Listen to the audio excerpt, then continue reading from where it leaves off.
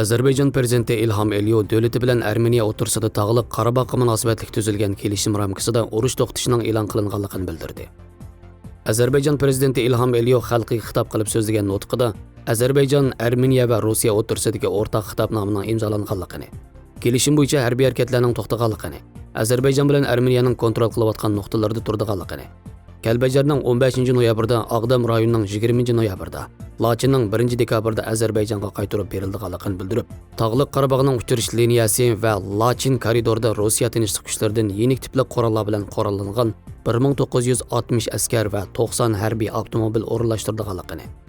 Rossiya tinchlik kuchlarining Tog'liq Qarabağda 5 yil turdiganligini, taraflar norozilik bildirilmasa bu muddatning uzartilganligini, ko'chmanlarning yurt makonlariga qaytadiganligini, asir qilinganlar va urushda o'lgan jasadlarning o'zaro almashtirdiganligini,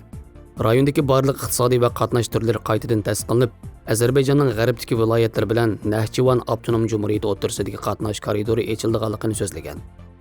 İlham Əliyev qo'lga keltirilgan muvaffaqiyatlar munosabati bilan ishg'oldan ozod qilingan rayonlardagi xalqlarni va barliq Azərbaycan xalqini tabrikladi.